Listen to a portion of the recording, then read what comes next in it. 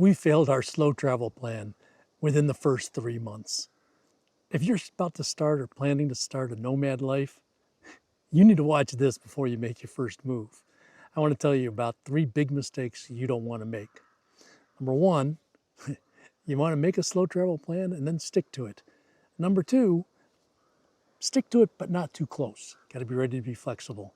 And number 3, when you're choosing your first destination, don't make choosing the destination first. Let's talk a little bit more about all those 3. Well, let me start first and tell you what our plan was and how it went awry. When we began, we left our home in Las Vegas. Our plan was to go across the country, visit family and friends, make our way from Las Vegas up through Cleveland and then back down south to Miami, where we were going to take a cruise from Miami to Portugal and spend most of the spring and then the summer in Europe before returning to the US in the late summer or early fall. Well, along the way, what we had intended was after we got out of the US, we were going to spend at least a month in every location. It didn't quite work out that way. And that's why I say the first big mistake in our failure was we had mapped out a slow travel plan, but we didn't stick to it. Now, some of it wasn't our fault, but nevertheless, we could have adjusted to stay and we didn't. So it started, we got to Portugal, we did right, we stayed 5 weeks in Portugal. About 4 of those weeks were in the Algarve, just as planned, all good so far. We knew that we wanted to go from there. We were going to use house sitting, dog sitting, to make our way through Europe. And we had some dog sits lined up, the shortest of which was like 2 weeks, so it was all pretty good. We got through some fast travel through Paris and a little bit through the UK until we got to Wales, where we did a beautiful 3-week sit in Snowdonia. And then after Snowdonia, we went back to London, outside of London at Guildford, spent a couple weeks there, all good. And then we knew that we had a couple weeks to fill between that sit and what was going to be a 5 or 6 week sit in Germany. And we were lucky to fill it with a couple weeks sit in Southampton. So we were doing pretty well so far. Then at the end of the Southampton sit, I think it was like 2 days into it, we get a phone call or an email from the homeowner in Germany, and he canceled on us. And so we had to figure out at the last minute how to deal with the next 6 weeks of our plan that now is 6 weeks of emptiness. And as a result, what we planned was not slow travel anymore. We zoomed through most of Europe. The thing was, when we had 6 weeks open, it was a question of, do we find an Airbnb and hit camp, or do we try to see multiple locations? We made the mistake of trying to see multiple locations, and boy, did we. Now, I say mistake, it was fabulous what we got to see. Our longest stay was 8 nights in Krakow, Poland, which was wonderful. But we spent, then after that, we didn't spend any more than I think 3 nights in any one location. We saw Prague, Vienna. We spent a week going through Switzerland that was fantastic. We did all the most scenic train rides to do in Switzerland, but we only spent a night each spot, except for Zermatt, where we spent 2 nights, but otherwise it's like zooming through Europe. We spent just a couple nights in Lake Como before we made it to Padova, Italy, where we finally were able to slow down again with a dog sit there. This plan was we're going to spend a month everywhere. Well, like I said, we didn't do it. We really started to learn our lesson about why you need to adhere to slow travel as opposed to fast travel. By the way, if you want to know more about that, we just did a video recently, and you can check that out. We're going to talk more about why slow travel is not optional. It's really mandatory if you want to live this lifestyle as a full-time traveler. That experience brought me to what mistake number 2 is along the way. And while I say on one hand, you got to make sure you come up with a slow travel plan and stick to it. On the other hand, you need to be flexible with your plan. That's the second mistake you make, is not being flexible enough to adapt when you have the opportunity to adapt. So when we were faced with this 6-week hole in our itinerary and 2 days to figure out what we're going to do for the next 6 weeks, we pretty much freaked out. I mean, we were scrambling constantly to figure it out. We had some notable difficulties dealing with the homeowner. Wasn't her fault, of course, but here we are at the last minute, and we no longer know exactly what's our transportation situation leaving the house. I mean, everything was upside down, and so we were kind of freaking out about it. But in retrospect, it was totally unnecessary. What we should have just said is, hey, we got 6 weeks, and you know what? We could take it one day at a time if we had to, or, we'll take it in chunks of time if we want. We really had to embrace our freedom, and we hadn't fully done that yet. That's kind of lesson number 2 about this is be prepared to embrace the chaos that comes with the total freedom, because this, really is such a big shift from the lifestyle we were leading before. Deb, as a musician and a real estate agent, she was constantly responding to appointments she had, schedules she had for gigs or serving clients, open houses, you name it, everything was, full calendar. Here's what you're doing every single day. And likewise, I worked as a lawyer, and my days, and we say we don't control our schedule. Well, as lawyers, there's some truth to that, but that just meant you don't control how many hours a day you're in the office. Those days are very long, and you certainly do control what you're doing, this hour or that hour. So you live much more structured lives than you do in this nomad life retirement, where we can go where we want, when we want. But that really can become overwhelming if you're not prepared for it. Embrace that freedom and be ready to have changes in your structure and schedule that you didn't plan. And that brings me to the third mistake that I think a lot of people make. We did pretty well on this, but we've talked to enough other people who are now full-time traveling nomads who have told us about their experiences making this mistake. Like, if you're like us, we travel on a budget. We're like, if money is not an option, this probably doesn't apply so much to you. But as retirees, we want to make sure that we're not running out of money, and we don't want to be going crazy either. And so the advice is, that when you're choosing your first destination, destination is not the first choice you make. Let me explain that for a minute.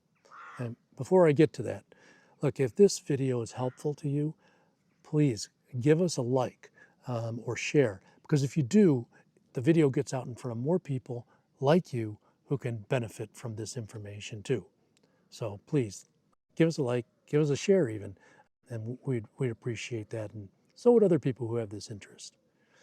In any event, let me go back, and now that my commercial is over, let me go back and talk to you about this notion of not choosing your destination first. But if you're on a budget, the thing to do is find the deal first. I can't emphasize that enough, because it's such a different way of thinking about travel than you did before you're being a full-time traveler. Maybe do a little bit of that if you're planning a vacation, but as a full-time traveler, we do a lot of that. That is, we're always looking at things like, well, for us, let me back up. So our preference for travel for us is kind of slower is better. In other words, planes are our last option. We really don't want to fly if we can avoid it. And probably our first choice, our preference would be ships. So we like going on cruises, and we like traveling by cruises. And then the next option would be a train, and then after that would be bus, car if we had to, and the last option, as I said, flying. So, but because of that, we're always looking at websites to stay aware of where are the deals.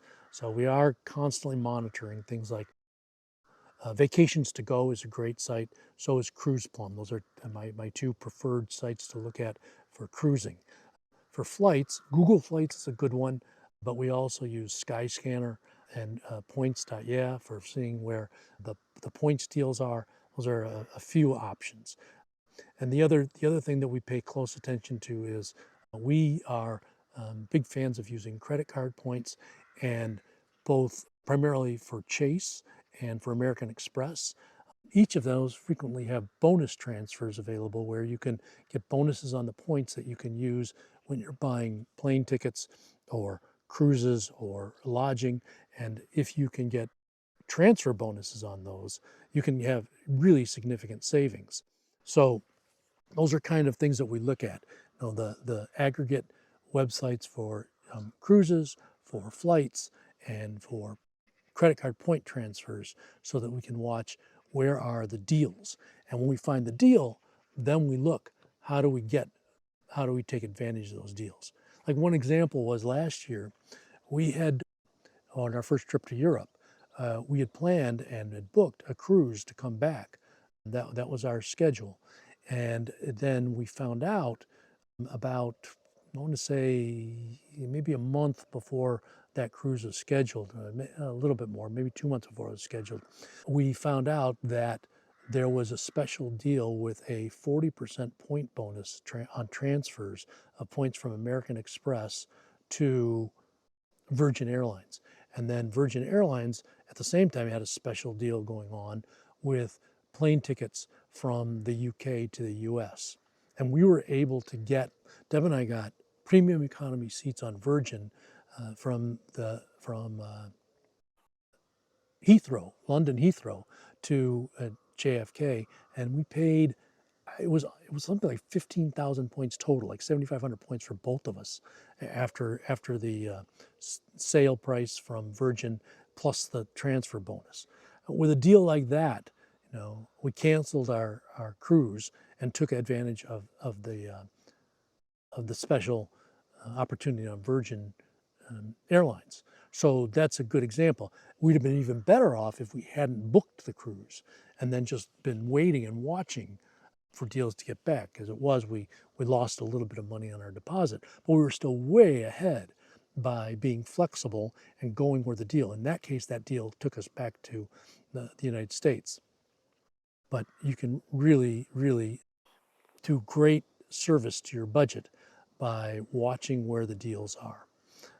The other thing I'll tell you on flights is on Google Flight, there's actually an option where you type in your origination spot, and then for the destination place, just type in anywhere, and it will tell you all the best deals from those destinations. So there's plenty of ways to figure it out. It just keep your eyes open, and frankly, it becomes part of the routine that we have, is checking the internet pretty regularly to see where are the best deals, so that we can plan ahead to find out where we're going.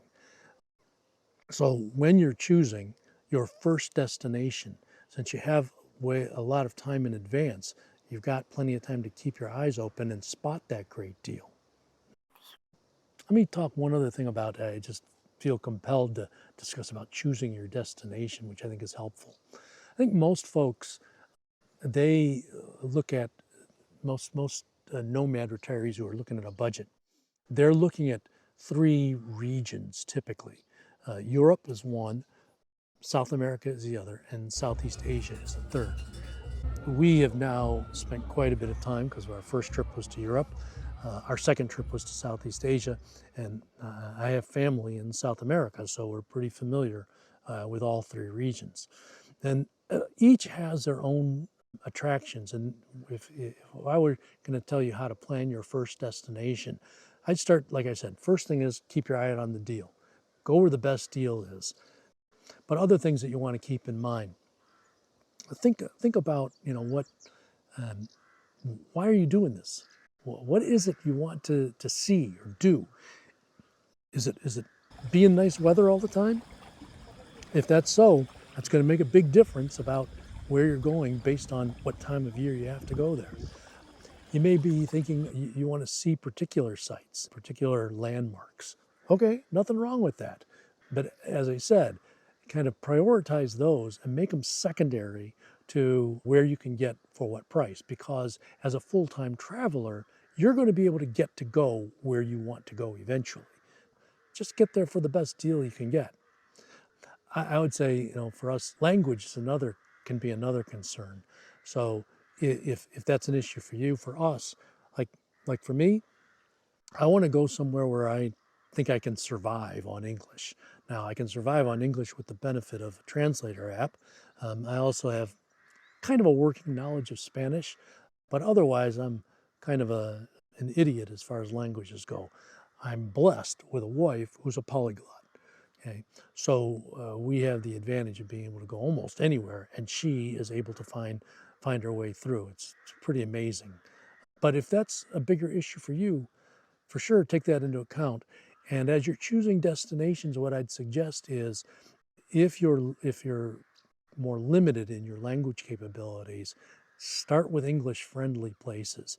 Maybe not a place that's entirely English, but like, for example, Portugal was perfect for us because Lisbon and the Algarve, where we were, while it was not the first language, it was pretty easy to get by on English. We were in Malaysia, English was pretty much the first language there, and it was very easy. Certainly in Hong Kong, no problem. And there's plenty of places you can go. Even in Japan, it was more difficult, but we got by. So there are definitely different parts of the world where English is easier to get by than others. And I would tell you that, if you're not certain, it's definitely a good idea to kind of break yourself in easy. I would not immerse yourself, like give yourself a chance to learn how to use your translator app, I guess is the moral of that story. Yeah, those are some of the things that I, keep in mind, but I'll just hate to harp on it too much. But first is before you choose the place, choose the deal. And then after that, kind of line up what places you want to go to. If this has been helpful to you in your planning, I think a lot of people kind of, this is, I know when I talk to folks, a lot of them ask me, how do you plan? How do you do this? And I know when we were doing it, believe me, it was not an easy thing to choose where do you start. But another thing that we went through as far as getting ready to go, which was definitely challenging, but for us incredibly liberating, was the downsizing process, getting rid of all of the stuff. If that's something that you're concerned about, Deb just did a great video on that. Check that out right here.